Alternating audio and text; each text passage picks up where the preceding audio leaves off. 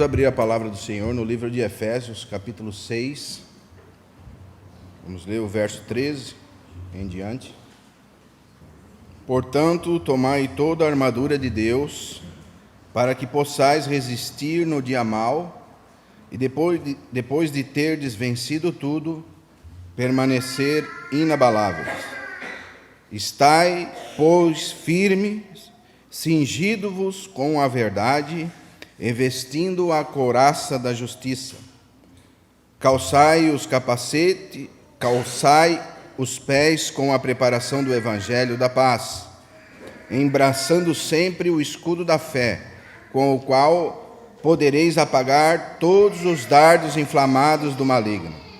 Tomai também o capacete da salvação e a espada do Espírito, que é a palavra de Deus, com toda oração e súplica, orando em todo tempo, no Espírito, e para isso vigiando com toda perseverança e súplica por todos os santos. Amém, irmãos? Nós vamos dar continuidade ao nosso assunto que nós começamos no domingo passado, e também, já há alguns domingos, nós vemos falando sobre o livro de Efésios. Por isso, achei importante falar da ceia do Senhor usando o livro de Efésios, porque realmente são textos que nos elevam a uma altura que nós não conseguimos compreender. Quando nós vemos que nós fomos abençoados com todas as sortes de bênçãos espirituais nas regiões celestiais, que Deus nos escolheu em Cristo Jesus, que Ele nos fez já nos estar assentados nas regiões celestiais, nós realmente, aqueles que cremos em Cristo, o nosso coração se enche de alegria, porque nós vemos que não depende de nós, mas que o Senhor Jesus fez tudo por nós. Por isso, na cruz do Calvário, o último brado que Ele deu foi: está tudo consumado. Eu fiz tudo o que tinha que fazer. E é por isso que nós estamos aqui.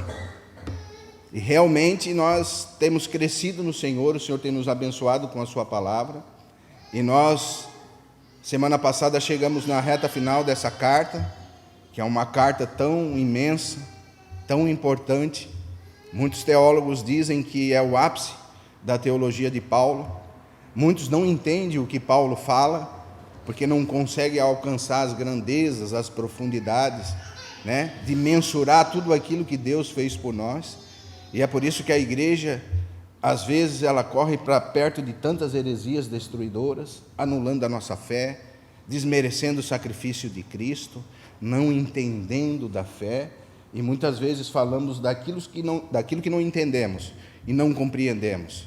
E daí ficamos como os fariseus, bonitos por fora, mas por dentro cheio de imundície e coisas estranhas. Mas não é isso que o Senhor quer para nós. O Senhor quer que nós tenhamos mudança interior, porque se nós mudarmos o nosso interior, todo o exterior se transforma.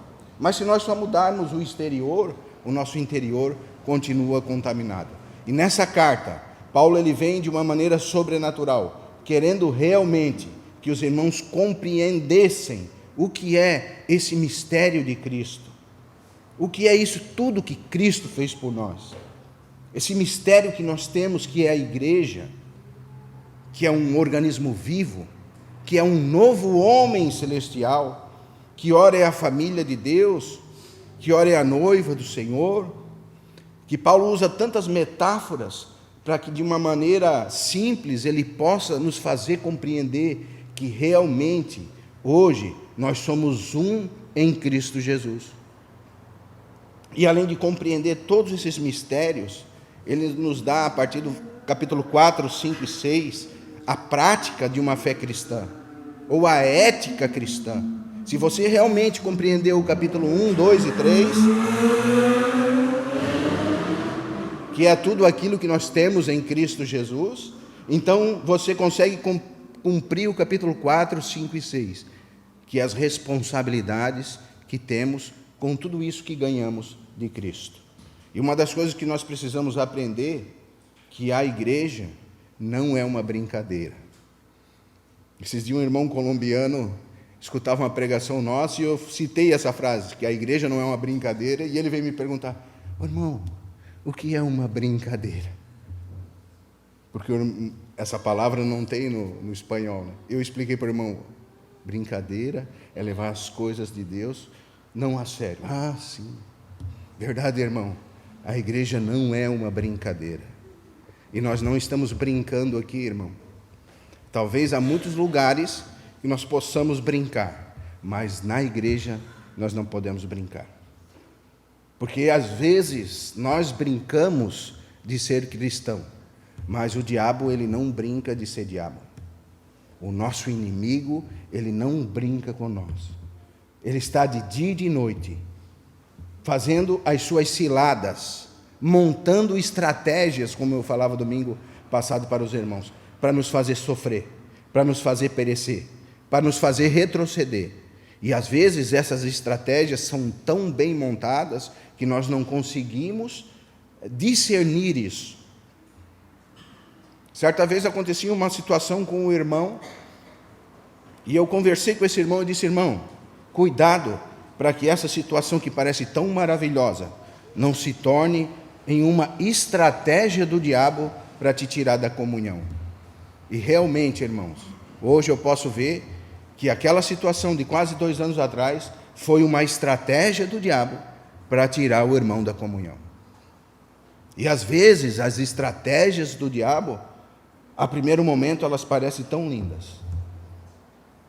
Porque quando você sai da comunhão, você sai da proteção. Porque hoje nós temos um ministério. Qual é o ministério?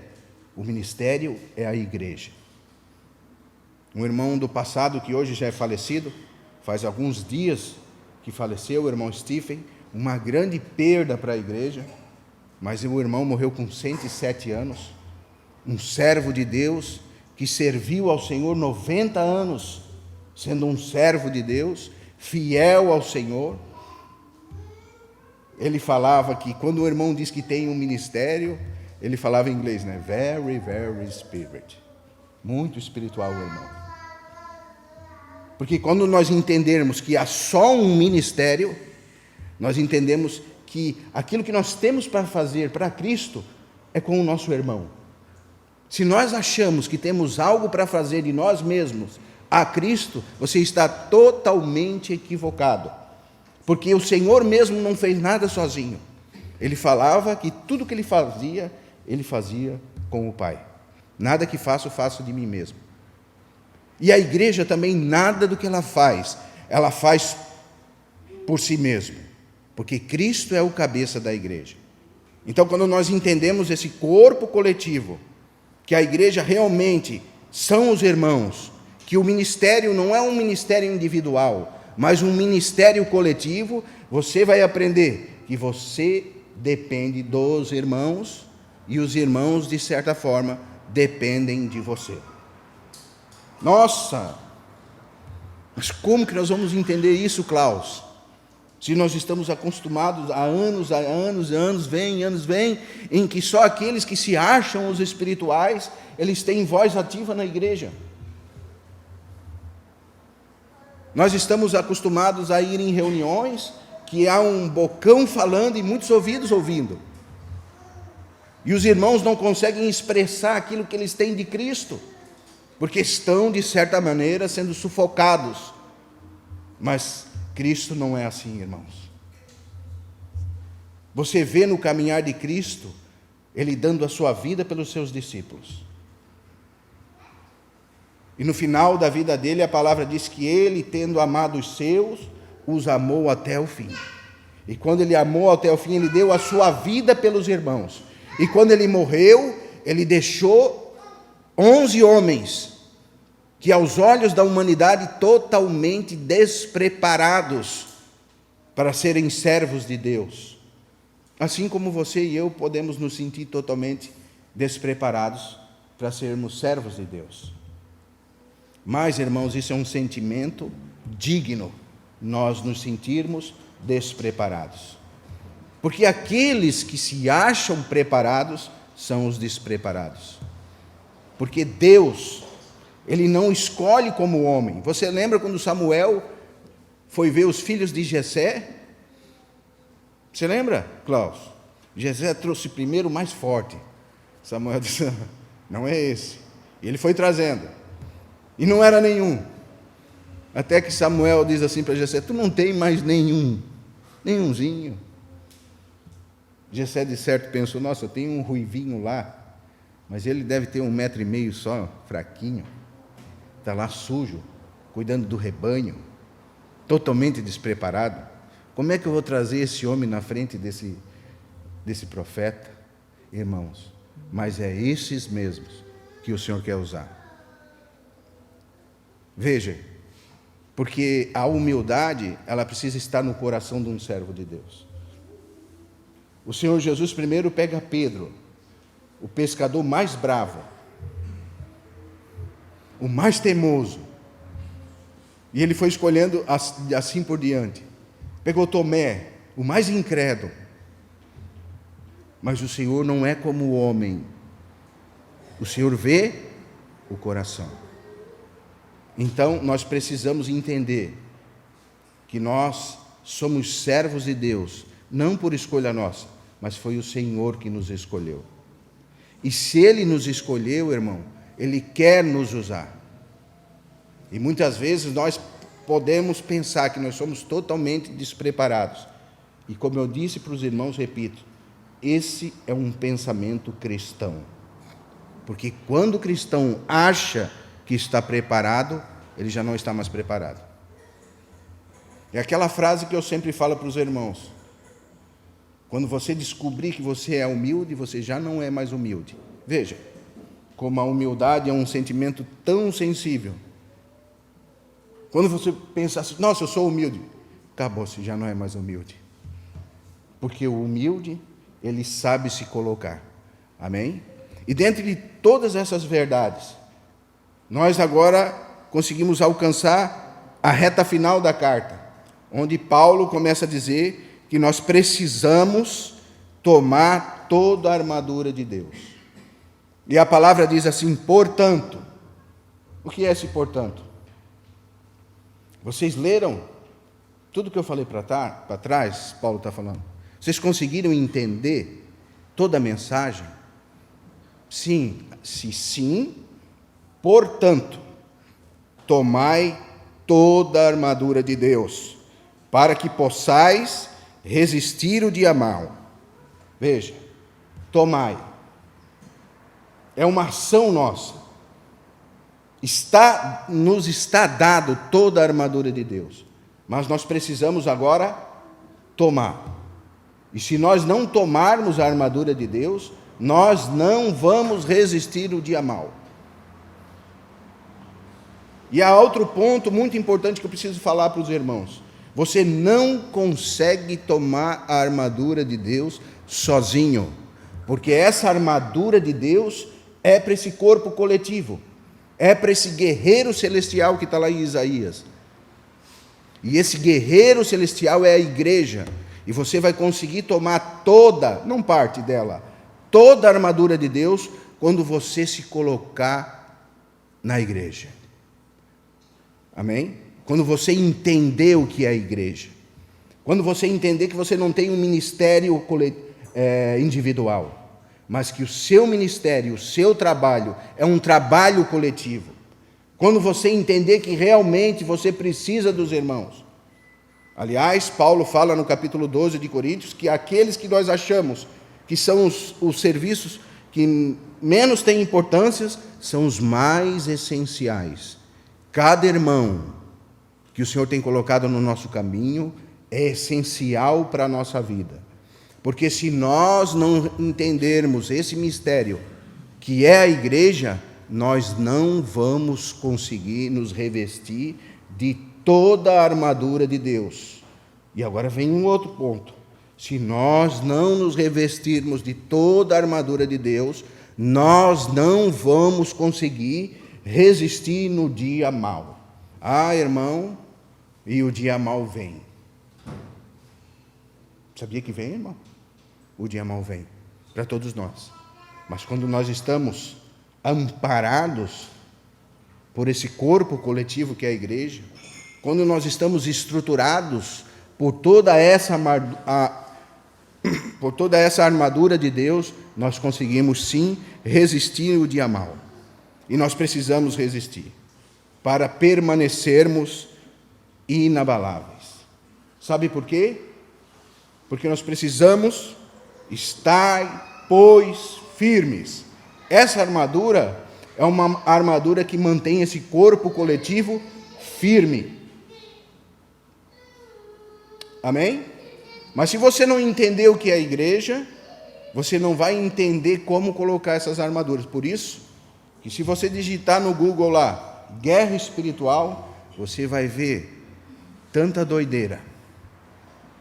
Você vai ver tanta loucura. Você vai ver tantas palavras. Você vai ver pessoas marchando como se estivessem num exército, dizendo que precisam conquistar territórios. Você vai ver tanta coisa, irmãos, que tiram os irmãos do centro do que é o Evangelho. Certa vez, alguns amigos andavam de helicóptero, fazendo sabe o que, irmãos? Jogando óleo. Abriam lata de óleos e jogavam na cidade óleo, assim, ungindo a cidade com óleo. Onde é que está isso na Bíblia, irmão? Será que realmente isso é batalha espiritual? Outros irmãos iam nos pórticos da cidade e ungiam a entrada da cidade com óleo, dizendo que aqui agora não vai entrar nenhum demônio, que a igreja estava ungindo a cidade. São coisas que nós vemos como tira o foco das realidades essenciais que nós temos em Cristo Jesus. E os irmãos, eles andam por isso e vivem por isso, e mexem tanto com isso, que não poucos, no final da vida, ficam com doenças mentais. E falo isso, irmãos, porque conheço alguns amigos que depois de uma certa idade, a sua mente ficou de uma forma tão desequilibrada com essas coisas, que desenvolveram doenças mentais. Porque essa guerra espiritual, essa armadura que nós precisamos tomar, é realmente entender que a igreja é um corpo, é um guerreiro celestial, e é que na igreja nós vamos poder nos manter firmes. Amém? Veja, quando Pedro, no capítulo 16 de Mateus, teve a revelação de Cristo, o Senhor pergunta para ele, quem o povo diz que eu sou? E os apóstolos dizem, um diz que tu és Jeremias, outro diz que tu és um profeta.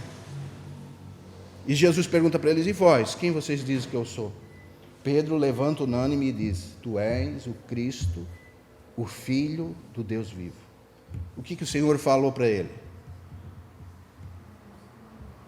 Não foi carne nem sangue que te revelou, mas o Pai que está no céu. Eu também te digo. Aí o Senhor vai dizer alguma coisa para Pedro. E ele diz assim, que tu é Petros, uma pequena rocha.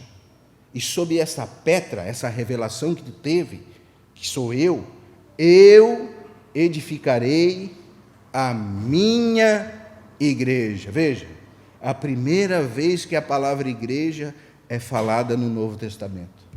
Eu edificarei a minha igreja. E essa igreja é esse corpo coletivo. E o que o Senhor diz para ele? E as portas do Hades, ou do inferno, não prevalecerão contra ela.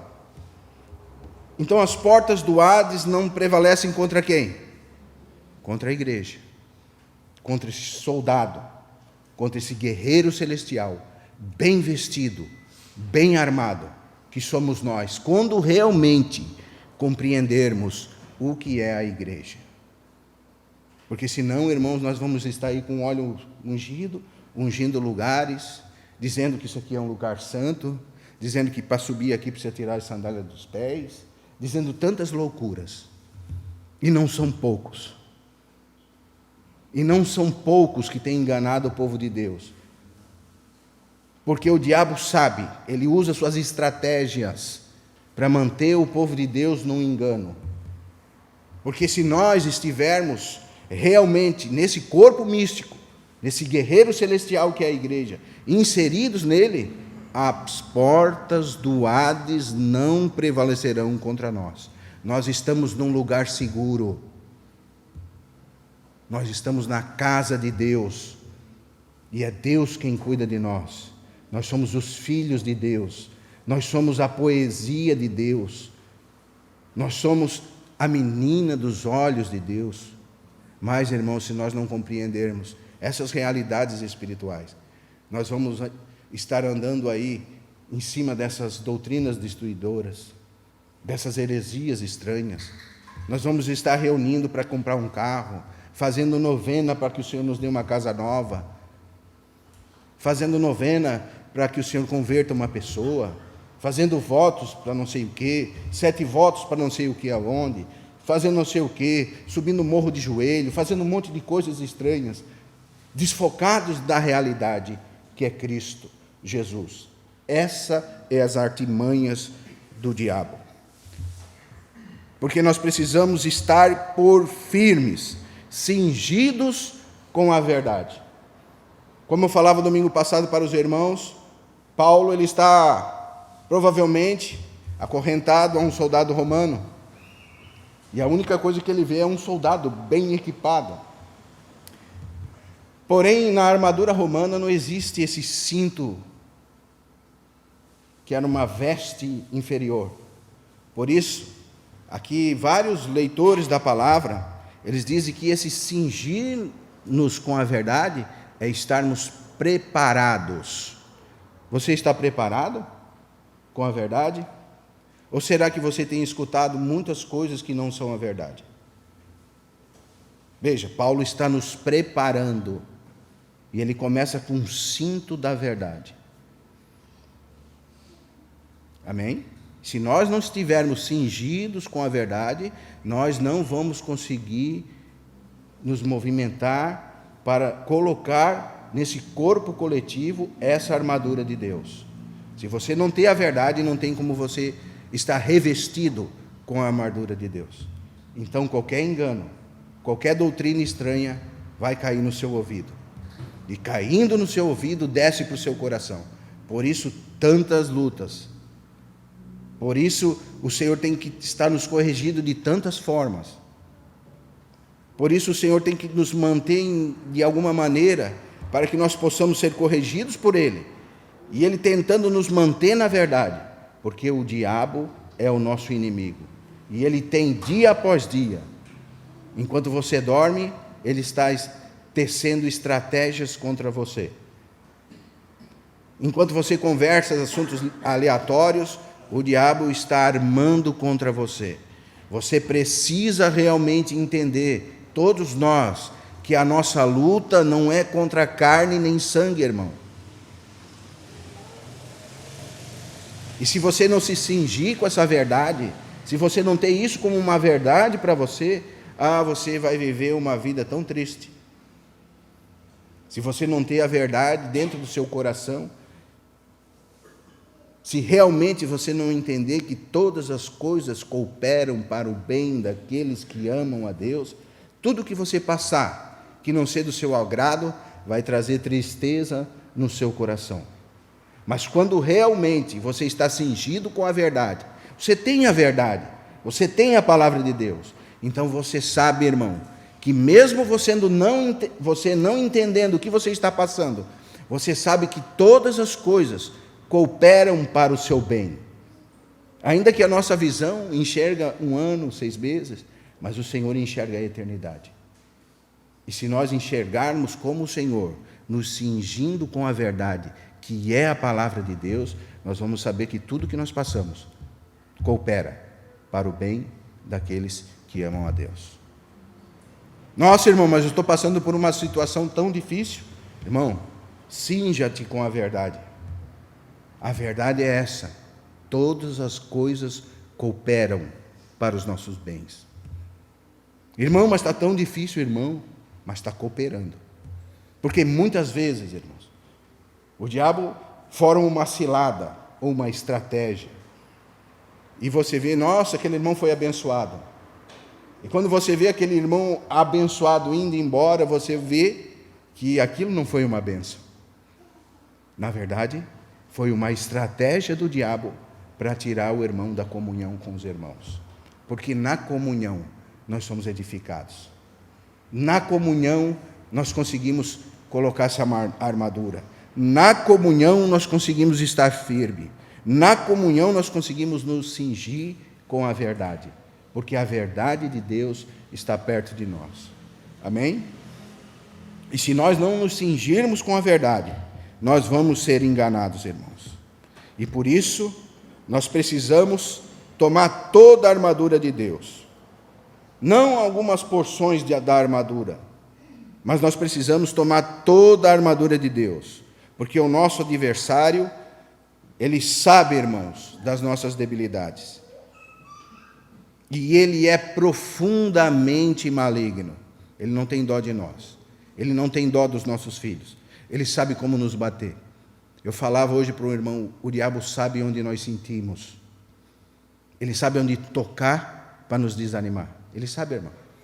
E muitas vezes nós temos agregados que o diabo toca para tirar a nossa paz, para tirar o nosso sossego, para tirar a nossa comunhão, para que nós não reunimos mais.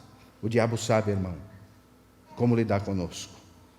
Porque ele nos conhece melhor do que nós mesmos. Não desqualifique os dardos inflamados do maligno. Paulo está dizendo aqui explicitamente que a nossa luta não é contra irmãos, contra amigos, contra filhos, contra professores, contra diretores, contra empregados, contra patrões. A nossa luta é contra a carne, não é contra a carne nem sangue, mas contra os governadores do mal. A nossa luta é contra as potestades. E se nós não considerarmos isso, nós vamos indo de mal a pior. E nós não vamos conseguir resistir no dia mal. Resistir o dia mal, no verbo grego, irmão, quer dizer não retroceder. Veja, na linguagem militar, seria não retroceder. É a mesma coisa que você está numa batalha. E daí você vê um exército tão grande. E daí você não resiste àquilo ali, você quer retroceder. Não retroceder. Porque como eu sempre falo para os irmãos, um crente quando ele para, ele já está retrocedendo. E isso é muito importante. Se nós estacionarmos na fé, nós já estamos retrocedendo. Por quê? Porque nós precisamos avançar. E como nós avançamos na igreja? Estando firme, irmão. Porque se nós não estarmos firmes naquilo que nós temos entendido do Senhor, nós vamos começar a retroceder. Resistir o dia mal, não retroceder. Porque geralmente, quando vem o dia mal, a primeira coisa que nós queremos é retroceder. O diabo ele já lança os dardos inflamados deles. Você sabe o que é um dardo inflamado? É uma flecha que era colocado um pano em cima e jogava. Ela não somente acertava o adversário, mas quando ela acertava, ela ficava queimando o adversário. E é exatamente isso que o diabo faz. Ele joga o dardo e quando ele consegue nos acertar, ele começa a deteriorar os nossos pensamentos. Então nós vamos começando a pensar contra os irmãos. Estamos passando um dia mal, a primeira coisa que nós pensamos, os irmãos não me amam. Ninguém ora por mim, ninguém é meu companheiro, ninguém me visita, ninguém está comigo nessa luta. Isso é um dardo inflamado. Ele não só te atinge, mas ele vai começar a te inflamar. E vai te inflamar primeiro contra a unidade dos irmãos. Veja que interessante, irmão. Paulo ele usa metáforas para tentar nos explicar o espiritual de uma maneira simples. E se você pudesse ver como Paulo via naquela época, o que é esse dardo inflamado, você veria uma flecha com fogo na ponta, enliado a um pano. E aquilo onde acertava, começava a pegar fogo. E o fogo ia se alastrando, de uma certa maneira, que de repente toda uma casa pegava fogo.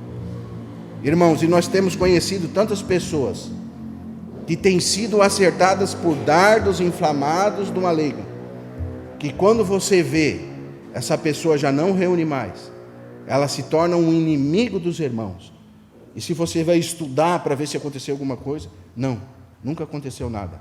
É algo somente na mente da pessoa. Isso é uma pessoa que foi acertada por um dardo inflamado do maligno. E ela não consegue resistir o dia mau. O diabo coloca dúvida no nosso coração. Isso é um dardo inflamado. Será que Deus existe?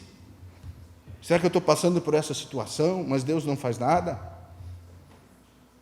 Deus não podia mudar essa situação? Oh, que dardo, né, irmão? Esse é um dardo muito usado pelo diabo. Por que eu estou passando por isso? Eu sou um servo de Deus. Eu não merecia isso. Eu não mereço isso. Eu não mereço aquilo. Estou reunindo todos os dias. Contribuo com os irmãos. Reparto a palavra que o Senhor tem me dado. Eu não mereço passar por isso. Oh, que dardo, irmão.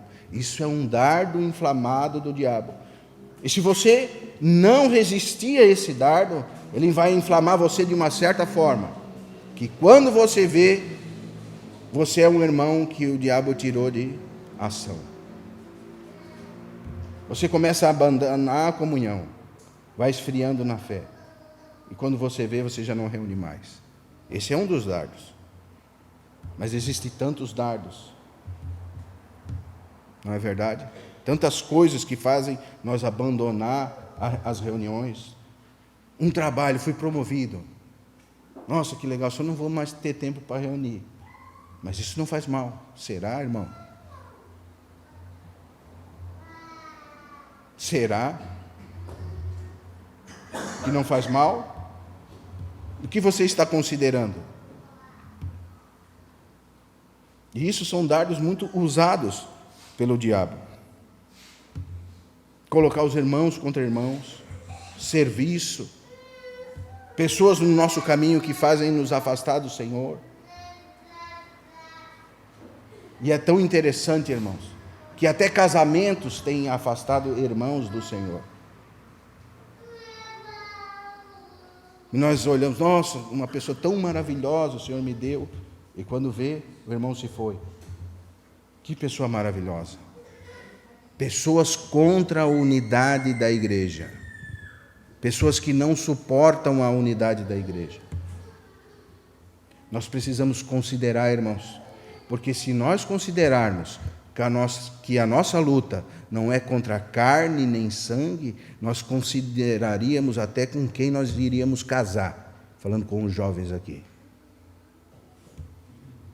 Porque o seu casamento, irmão, pode ser uma bênção para você e pode ser uma maldição para você. Você precisa considerar, irmão. Porque a nossa luta, ela não é contra carne nem sangue. E o diabo, ele não brinca de ser diabo. E nós precisamos estar, pois, firmes, inabaláveis. E essa é a posição da igreja. Cingir-nos com a verdade. Se você não escuta a verdade, se você escuta qualquer outra coisa que não é a verdade, você não vai estar firme. Então, qualquer dardo que o diabo lançar, vai pegar no seu coração. Então, quando você vê, você já vai se sentir, eu não sou amado. Os irmãos não me amam mais. Aquele irmão lá falou mal de mim. Aquele irmão lá é muito bravo. Não me deu a paz. Aí, já vi que não tem unidade. Ali o irmão não me cumprimentou. Como é que o irmão fala de amor se não me cumprimentou? Certa vez eu estava tocando aqui. Isso aconteceu há muito tempo atrás. Mas quando nós somos músicos, às vezes tu está tocando, tu nem está olhando para um lugar, mas não está vendo, né, Felipe? E o irmão falou assim, o irmão estava me olhando muito bravo, daí eu não quis mais reunir, porque o irmão estava me olhando bravo. Veja, irmão, que dardo, e realmente o irmão deixou de reunir, porque eu estava olhando bravo para ele.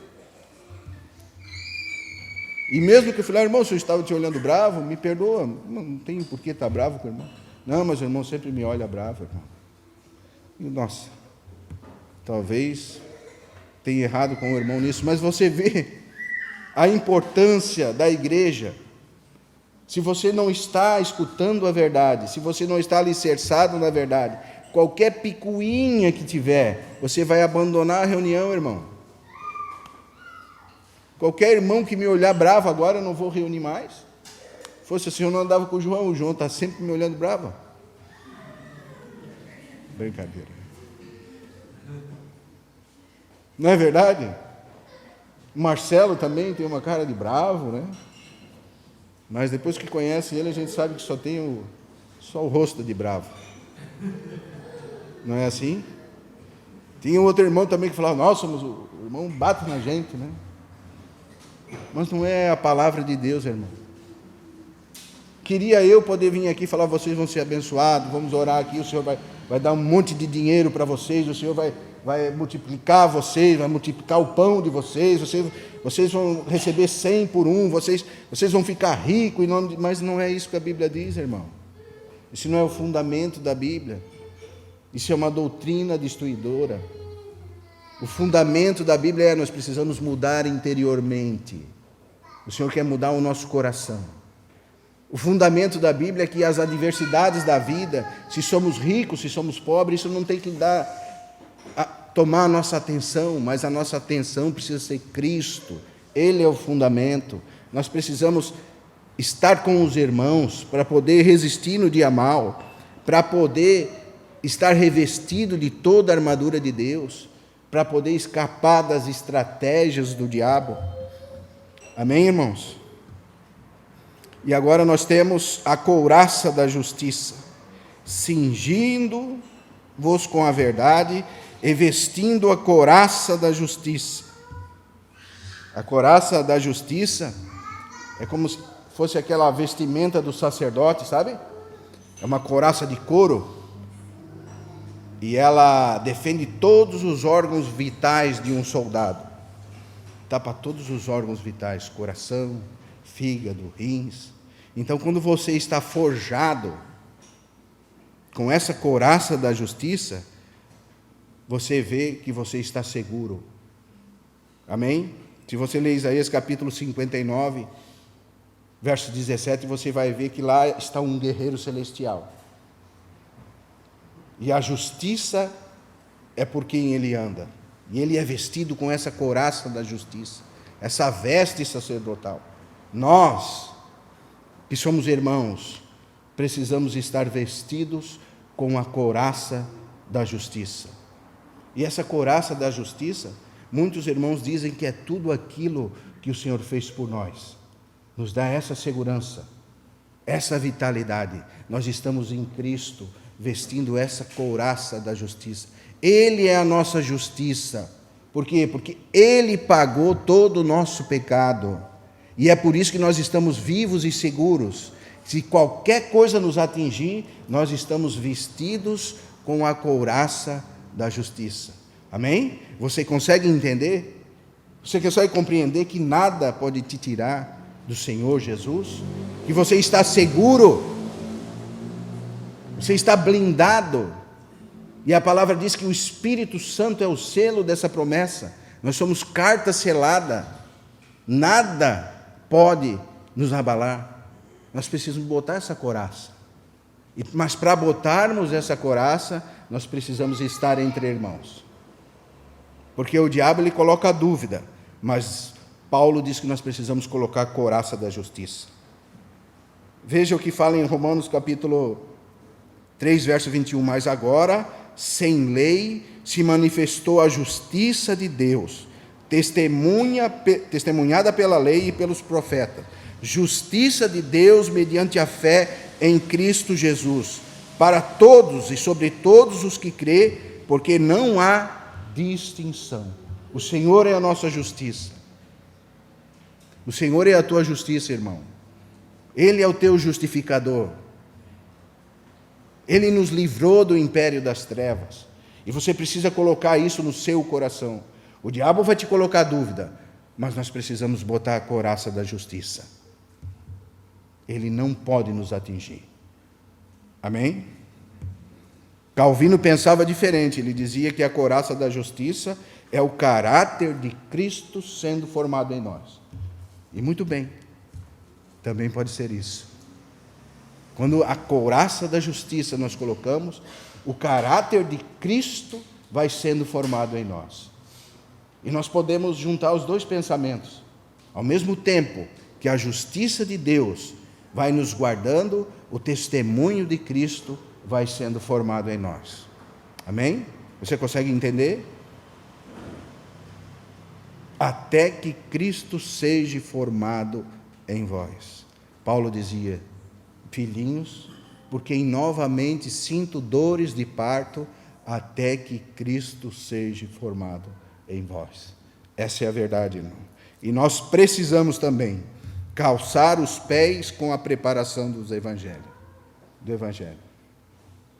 Isaías capítulo 52, verso 2 diz assim, que são formosos os pés daqueles que anunciam as boas obras. Calçar os pés com a preparação do Evangelho é se preparar, irmão, para pregar o Evangelho. Você está preparado para pregar o Evangelho? Aliás, Calvino enxergava a única forma que esse guerreiro celestial andava era com a pregação do Evangelho. Mas essa pregação do Evangelho não é atacando as regiões celestiais, mas onde esse soldado iluminado está, o Evangelho está sendo pregado. Você precisa calçar os pés com a preparação do Evangelho. Você tem se preparado para pregar o Evangelho, irmão?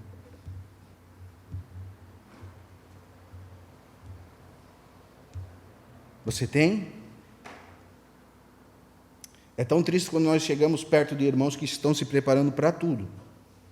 Estão se preparando para um futuro daqui 20 anos. Estão se preparando para ter uma casa, um carro, para ter filhos. Estão fazendo tantos planos para a sua vida, mas para o Evangelho não estão se preparando. Porque essa doutrina da prosperidade tem contaminado o povo de Deus de uma certa forma, que o Evangelho tem sido totalmente deturpado. E hoje o Evangelho que tem sido pregado é exatamente o Evangelho do diabo. É o Evangelho do diabo, irmão. Porque se você ler o capítulo 4 de Mateus, você vai ver que o diabo, na tentação do Senhor Jesus, o que ele usou? Ele usou a palavra de Deus. Ele começou a deturpar a palavra de Deus. E se nós não cuidarmos, nós podemos estar anunciando o Evangelho do diabo. O Marcelo contava a história daquele pastor antigo que se encontrou com outro pastor e começou a escutar o que aquele irmão falava, o que aquele pastor falava. E no final da conversa, o pastor falou só uma coisa. Ele falou assim para aquele outro pastor: o Deus que tu prega, para mim, é o diabo. Acabou-se a conversa, foram cada um para sua casa. Muitas vezes, nós estamos escutando o Evangelho do diabo. Porque o diabo é esse outro Cristo, que se apresenta como um anjo de luz. E Paulo diz que não é de se admirar que os seus ministros se transfigurem em ministros de justiça. Nós, às vezes, somos como criança e pensamos que o diabo aparece só com aquele chifrinho, que vem nos trazer só desgraça. Não, irmão. O intuito do diabo é fazer você cair num engano. E um dos maiores enganos da nossa era é essa doutrina da prosperidade. Mantém você de uma maneira fora das faculdades mentais, como se tivesse chapado com alguma droga. E nós escutamos áudios de irmãos que você pensa, não, isso não pode ser verdade. São coisas que envergonham o Evangelho, coisas sem nexo nenhum. E irmãos, multidões andam atrás dessas coisas. Homens se vestindo de pano de saco, fazendo coisas.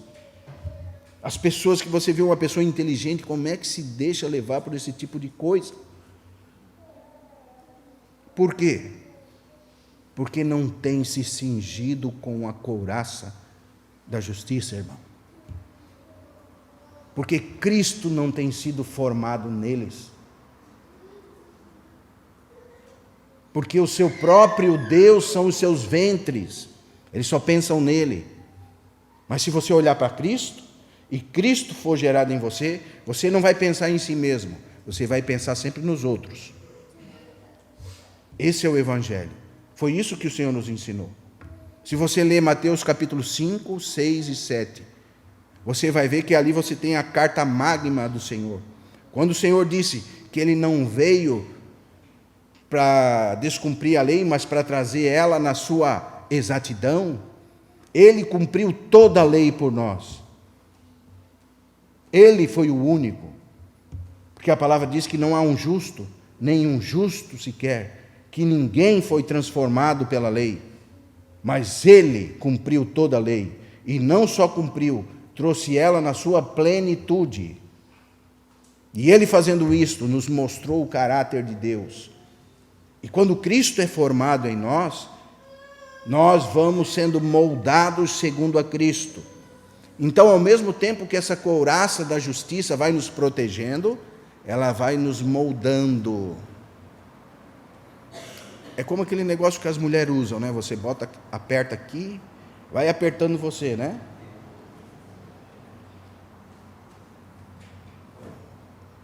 Você tem algum problema de coluna, você bota aquele negócio que vai te ajudar na sua coluna, né? E vai moldando você. Chega um ponto que você é moldado de uma certa maneira que seu corpo começa a mudar. Isso é usar a couraça da justiça. Vai te apertando de um lado, vai te apertando de um outro. Você vai se sentindo desconfortável, mas vai chegando um tempo e uma época que a sua coluna começa a voltar para o lugar, que seus ossos começam a voltar para o lugar, e você vai sendo mudado. Cristo vai sendo formado em você. Então, como Paulo diz no capítulo 5, aquele que mentia não mente mais agora, aquele que roubava não rouba mais agora. Por quê? Porque o caráter de Cristo está sendo formado em nós. Amém? Embraçando sempre o escudo da fé. O escudo da fé aqui, irmãos,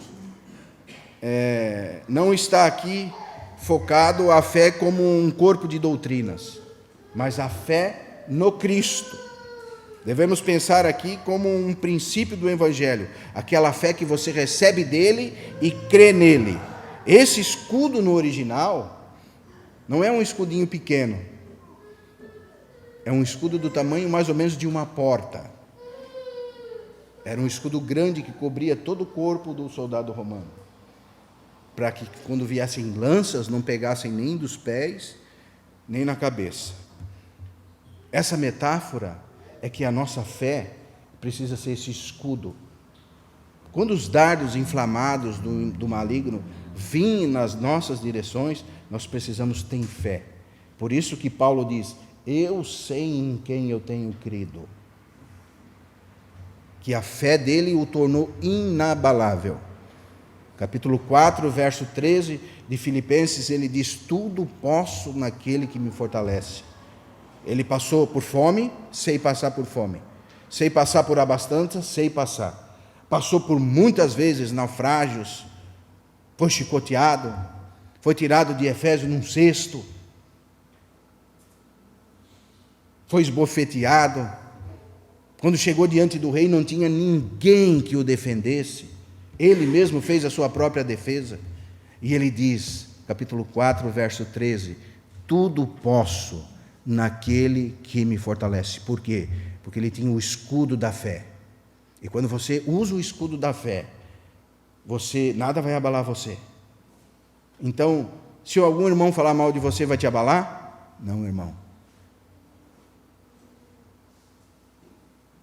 Se você estiver passando alguma dificuldade financeira, vai te abalar? Não, irmão. Se você estiver passando abastança financeira, ter mais dinheiro do que você precisa, vai te abalar? Também não, irmão.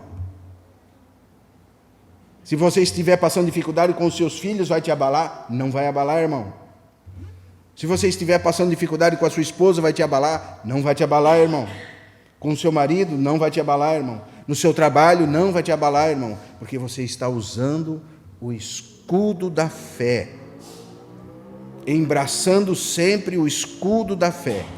E nós precisamos embraçar o escudo da fé, irmãos, para prosseguir, porque senão nós não vamos conseguir prosseguir na vida espiritual. Embraçando sempre o escudo da fé, com o qual podereis apagar os dardos inflamados do maligno. Esses são os dardos que você precisa apagar com a sua fé. E a sua fé precisa estar alicerçada em Cristo, não nas coisas que você passa. Por isso o crente, ele precisa ser alguém espiritual. Às vezes a minha mãe falava para mim, muito tempo atrás isso, que ela sabia certinho quando eu estava sem dinheiro. Que tristeza, irmão? Porque se eu tivesse sem dinheiro, eu andava... Meu avô falava que uma pessoa sem dinheiro, até o caminhar é feio, O caminho. Isso para o crente é uma vergonha, irmão. Porque se você vê as pessoas que foram os maiores irmãos que nós tivemos, por exemplo, usando o exemplo do apóstolo Paulo, ele era um homem rico e ele considerou tudo que ele tinha como esterco, excremento humano para ganhar a soberania de Cristo. Abandonou tudo, irmão. Se ele tinha dinheiro ou não, ele estava feliz. Se ele estava livre ou preso, ele estava feliz. Aliás, essa carta foi escrita de um cárcere. Ele estava preso, mas ele sabia que aquela prisão não poderia abalar ele, porque ele estava com a couraça da justiça, embraçando o escudo da fé. Ele estava com fé, ele sabia que todas as coisas cooperavam para o bem daqueles que amam a Deus. Ele sabia que se ele estava preso, é porque o Senhor queria alcançar algum preso. Se ele estava trabalhando em algum lugar, é porque o Senhor queria alcançar algum lugar, porque era o Senhor que movia a vida dele. Daniel, quando entendeu isso no capítulo 2, ele diz: seja bendito o nome de Deus de eternidade a eternidade. É Ele que muda os ventos, as estações, estabelece e destrona reis, dá sabedoria aos sábios e entendimento aos entendidos. É Ele. Nós não podemos mudar nada. O Senhor precisa mudar o nosso interior. Esse é o intuito da nossa fé. E nós precisamos, para a mudança interior, embraçar o escudo da fé, para poder apagar os dardos inflamados do maligno. Esse escudo romano, ele tinha uma capa de couro, que quando pegava algum dardo inflamado, ele ia apagando ali. E veja, você pode ser atingido por um dardo inflamado, mas somente o escudo da fé vai poder apagar esse dardo inflamado. Meu pai, quando estava doente, eu me lembro que ele se agachava assim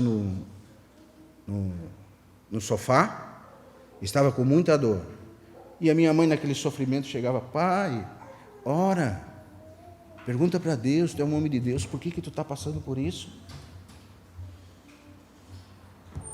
E ele falava assim para minha mãe: mãe, não fala isso, porque Deus é Deus, Ele sabe por que eu estou passando isso. Porque ele usava o escudo da fé, irmão. Então, se ele estava doente, se estava são, se iria morrer, ele estava com Cristo. Mas olha a dificuldade que nós temos de sermos irmãos espirituais. E como nós precisamos embraçar o escudo da fé. Porque se realmente nós nos fortalecermos na fé, nenhum dardo inflamado do maligno, mesmo que seja da sua mulher, irmão, mesmo que seja do seu esposo, irmão, mesmo que seja do seu filho, irmão, ele não vai poder abalar você, porque o diabo sabe aonde ele pode nos abalar. Precisamos embraçar o escudo da fé. Amém, irmãos? Tomai também o capacete da salvação. Irmãos, nós precisamos entender o que eu falei para os irmãos. O capacete da salvação é entender que não depende de nós, que depende de Deus. E nós precisamos sempre usar a nossa fé. Por isso que em Efésios 2:8 vai dizer assim: porque é pela graça que nós somos salvos e é por meio da fé. Não é pelas práticas que nós fizemos, não é pelos nossos erros, Você precisa colocar esse capacete da salvação. Eu lembro-me do Salmo 51, quando Davi pecou e teve aquele pecado tão grotesco. Ele faz esse salmo arrependido, chorando, e ele pede ao Senhor. Ele diz que um coração aquebrantado o Senhor não despreza. E ele pede: Senhor, restitui a alegria da salvação. Por quê? Porque muitas vezes os nossos pecados, eles têm nos afastado da salvação que nós temos em Cristo Jesus. E nós precisamos pregar para a nossa alma, para os nossos pensamentos. Você precisa colocar o capacete da salvação. Sabe, irmão? Nada, nem ninguém pode te separar do amor de Deus em Cristo Jesus. Nem você mesmo. Esse é o Evangelho. Mesmo que você corra, se você é um irmão, a luz vai correr atrás de você. Você não pode se separar do amor de Deus em Cristo Jesus. Porque o Senhor mesmo disse, e nós estamos pela sua palavra: todo aquele que o Pai me dá virá a mim, e o que vem a mim, de maneira nenhuma o lançarei fora. De maneira nenhuma, irmão. Não tem jeito. Ah, mas se eu brigar com o irmão, não tem jeito, irmão. Ah, mas se eu fazer isso, não tem jeito. Use o capacete da salvação, que não depende de você, irmão. Coloque de uma vez por todas. Mas eu não entendo isso. Não faz mal. Você precisa se submeter. Muitas vezes eu tenho dúvida. Use o capacete da salvação. Eu não entendo o que os irmãos falam. Irmão, se submeta à verdade do Evangelho. Creia no Senhor Jesus. É isso que você precisa ter. Crê. Capítulo 8 de Romanos, verso 31, diz assim: que diremos, pois, à vista dessas coisas? Se Deus é por você, Klaus, se Deus é por nós, quem? Aí você inventa alguma coisa. Quem será contra nós? Aquele que não poupou o seu próprio filho, antes por todos nós o entregou, porventura não dará gratuitamente com ele todas as coisas? Veja, verso 33. Quem intentará acusação contra os eleitos de Deus? É Deus que os justifica. É a couraça da justiça. Foi Deus que me justificou. Eu posso ser um irmão rude, desagradável, irmão, mas me tolere, porque foi Deus que me justificou. Pense, os irmãos, foi Deus que justificou os irmãos. Foi Deus que chamou os irmãos. Ainda que alguns sejam desagradáveis para os outros, mas é Deus que os justifica. Aí a palavra diz assim: quem intentará acusação contra os escolhidos de Deus? Eu não, irmão. Eu não vou querer ser esse quem aqui. Vai querer, João? Vai querer acusar os irmãos? Você vai querer? Você vai querer acusar, irmão? Ah, irmão, mas como nós temos acusações na igreja, né? Nós esquecemos da palavra de Deus. Um irmão dá um errinho, nós somos os primeiros a acusar os irmãos. Aliás, um irmão, um gracioso irmão que nos acompanhou há algum tempo atrás, o irmão Délcio, ele certa vez pregava sobre um exército. Ele falava assim: pense num exército, um grande exército. E naquele exército, quando algum soldado era ferido, os outros soldados iam lá e acabavam de matar esse soldado. Aí os irmãos falavam: nossa, que exército terrível, né? E o irmão falava: esse exército é vocês. Quando o irmão cai, em vez de você ajudar o irmão a se levantar, que qualquer exército no mundo faria isso, carregava nas costas e levaria o irmão, vocês acabam de matar os irmãos. Estes são vocês. Terrível isso. Porque não entendem a palavra de Deus. Porque nós somos peritos em acusar os outros, irmãos, em olhar os erros dos outros. Geralmente, os irmãos têm 100 qualidades e um erro. Nós só enxergamos os erros. As qualidades, nós deixamos de lado. Mas Deus não é assim, irmão. Lembre-se quando Jesus olhou para Pedro. Ele poderia ver muitos defeitos, mas o que ele enxergou? Só as qualidades. Porque o Espírito Santo está trabalhando em mim e em você. Todos nós temos defeitos, mas Ele é poderoso para fazer essa pedra bruta que somos nós, se transformarmos em diamantes preciosos para Ele. E isso é de fé em fé, de glória em glória. E para isso nós precisamos tomar o capacete da salvação. Entender que não depende de nós, mas depende de Deus. E se nós realmente tomarmos esse capacete da salvação, nós vamos entender que essa salvação não é só minha, mas é do meu irmão que eu tenho dificuldade também. Você entende, irmão? Você consegue entender? Se nós entendermos isso, nós vamos conseguir andar juntos. Esse é o capacete da salvação. Porque Deus, como diz em Efésios capítulo 4, Ele é Pai de todos. Não é só o meu Pai. Você não ora, meu Pai, e eu te peço, não. É nosso Pai. O Pai é nosso. Amém? Não é só seu Pai. Ele não tem partido. Ele é o Pai nosso. Ele não gosta mais de mim, menos do Klaus. Ele nos ama com amor eterno, a palavra diz. E o intuito dele é que nós andássemos juntos. Então, se você quiser alegrar o Pai que está no céu, você precisa se revestir e colocar realmente o capacete da salvação.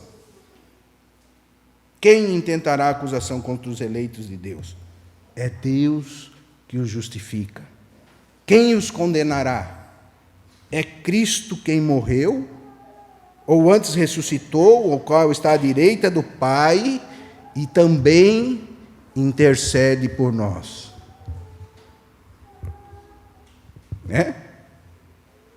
Quando eu peco, eu tenho um intercessor.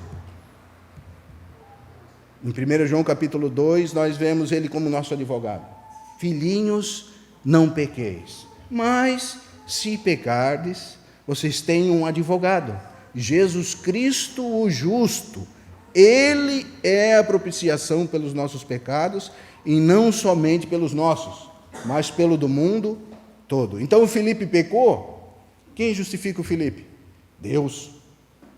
Quem intentará a condenação contra o Filipe? Não eu. Porque é o Senhor que o justifica. Foi Jesus que morreu por esse pecado, pelos meus e pelos seus, pelos nossos pecados. Quem os condenará? Quem nos separará do amor de Cristo? Será a tribulação, a angústia, a perseguição, a fome, a nudez, ou o perigo, ou a espada? Não, nada disso, irmão. Pode nos separar do amor de Deus em Cristo Jesus. E agora nós entramos na espada do Espírito. O que é a espada do Espírito? É a palavra de Deus. Lembramos como o Senhor venceu o diabo na tentação do deserto. Capítulo 4 de Mateus. Como o Senhor venceu o diabo? Com a palavra. 1 Timóteo, capítulo... Quero ler lá com os irmãos. 1 Timóteo. 2 Timóteo, aliás, irmãos. Capítulo 2, verso 15. Vai dizer assim: procura apresentar-te a Deus aprovado, como obreiro fiel, que não tem de se envergonhar e que maneja bem a palavra da verdade. Nós precisamos nos preparar, irmãos, porque a espada é a palavra de Deus. Quando alguém vir com heresia, se você tiver a espada do Espírito no seu coração, você já vai, o Senhor vai trazer à memória as coisas concernentes à nossa fé. Amém? Certo pastor dizia que Jesus Cristo era rico. E o Senhor já trouxe no meu coração como? Se ele diz que as raposas têm os covis e as aves do céu têm seu ninho, e o Filho do Homem não tinha nem onde reclinar a sua cabeça. Ele não tinha nem uma casa, nem um travesseiro para dormir. Como é que o Senhor era rico? E ele continuou, não, mas um burrinho naquela época era como se fosse uma Ferrari hoje. Ah, pode ser sim. Só que o irmão não sabe, mas aquele burrinho era emprestado, também não era dele. Também não era dele, é? Não era dele também. Porque quando você maneja bem a palavra da verdade, você consegue atacar o inferno, irmão. Porque o diabo está te atacando e você está se defendendo. E a espada do Espírito é a única coisa que pode atacar o diabo. Como o Senhor venceu o diabo? Com a palavra. Leia lá a tentação do Senhor no capítulo 4 de Mateus. O diabo foi tão sorrateiro que ele usou a palavra. Assim como o diabo é sorrateiro hoje. Hoje nós vemos irmãos fazendo práticas, ou regredindo na fé, como diz no livro de Hebreus, querendo colocar o judaísmo dentro do cristianismo. Em Gálatas, Paulo diz que não se submeteu a eles nem por uma hora. Paulo se levanta e repreende Pedro face a face. Por quê? Porque ele era repreensível. Veja como nós precisamos manejar bem a palavra da verdade. Paulo não se levantou apenas com o que ele pensava, mas ele se levantou com essa espada do Espírito. E ele repreendeu Pedro na palavra. E ele diz, não me submeti a ele, nem por uma hora. Por quê? Para que a verdade de Deus permanecesse neles. Veja, irmãos, quando você se submete a doutrinas estranhas, a coisas que à primeira vista pode parecer até que não é tão, isso não é tão ruim. Não está na Bíblia, mas não é tão ruim. Mas essas coisas que não são tão ruins, elas podem desviar você da fé genuína. E quando você vê, você está praticando coisas que não é nem lícito falar. Você está aceitando coisas, como eu conversava com o irmão ontem, e ele me dizia que tinha um irmão que estava aceitando cada coisa, que não dá para acreditar, irmão, como os irmãos fazem isso. Mas por quê? Porque se desviam um pouquinho num caminho.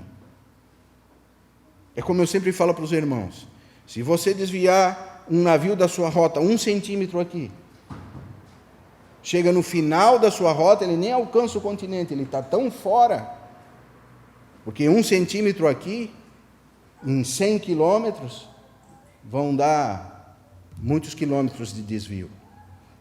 Então o começo pode parecer, até que começou bem, mas não está na Bíblia, né? Mas até que começou bem, é até uma boa coisa. Irmãos, como nós precisamos cuidar, como nós precisamos manejar bem a palavra da verdade. Hebreus capítulo 4, verso 12 diz assim, porque a palavra de Deus, ela é viva e eficaz, mais penetrante do que qualquer espada de 2 gumes. Ela é viva e eficaz. Tudo que vir contra a sua fé, você tem uma espada viva e eficaz, ao ponto de dividir juntas e medulas, alma e espírito. Ela consegue discernir as intenções do coração. Então você consegue ter discernimento espiritual. E com a espada do Espírito, que é a palavra de Deus, você se defende do nosso inimigo e você ataca o inimigo. Porque ele não pode ir contra a palavra de Deus. Quando a palavra não é de Deus, você vai ser vencido. Mas se você está empunhando a espada do Espírito, que é a palavra de Deus, você vai vencer. Porque ele não pode ir contra a palavra de Deus. Porque a palavra de Deus é a verdade. Amém? Precisamos manusear bem a palavra de Deus. Por isso que 2 Timóteo capítulo 2, Paulo diz assim, procura apresentar-te a Deus aprovado, como obreiro que não tem do que se envergonhar e que maneja bem a palavra da verdade. Você está calçando os pés com a preparação do Evangelho? Ou você está brincando de ser crente, irmão? É uma brincadeira muito perigosa. O diabo não vai brincar com você. Não vai brincar com seus filhos. Não vai brincar com a sua família. Ele é terrivelmente maligno. Se ele pudesse, ele destruiria você, todos os seus filhos, toda a sua família, tudo aquilo que você tem. Ele trucidava-nos. Ele tem um ódio mortal de nós. Ele usa suas artimanhas 24 horas contra nós. Nada acontece por acaso conosco. A nossa luta não é contra a carne e sangue, irmão. E nós precisamos tomar toda essa armadura de uma maneira completa. O verso 18 de Efésios, capítulo 6, diz assim: com toda oração e súplica, orando em todo tempo no Espírito, e para isso, vigiando com toda perseverança e súplica por todos os santos. A oração aqui poderia ser mencionada como você está colocando as armaduras em oração e súplica. Orando por quem? Por todos os santos. A oração é efetiva em todas as áreas, inúmeras áreas. E você começa então a perceber essas realidades espirituais com toda oração e súplica. A verdade aqui descrita, deveremos nos revestir e nos capacitar com toda a armadura orando, irmão. Você não vai conseguir se revestir sem oração. Paulo era um homem de oração. Você conhece quantos homens de oração hoje, irmão? Aí o mundo vai de mal a pior. E nós botamos que nós, que deveríamos ser a luz, como fomos chamados para ser, estamos deixando as coisas espirituais de lado, estamos brincando com essa guerra espiritual que é a maior realidade que nós temos, estamos deixando as coisas espirituais de lado, buscando somente os nossos próprios interesses, estamos sofrendo por causa disso e não conseguimos alcançar a visão que precisamos. Amém? Então precisamos cingir os nossos lombos com a verdade, vestir a couraça da justiça, o capacete da fé, o escudo, o capacete da salvação, o escudo da fé, calçar os pés com a preparação do Evangelho, para que nós possamos, como um único guerreiro, nos manter firmes. Amém, irmãos? Proclamamos, Deus, tua palavra, para que a tua verdade habite em nós. Proclamamos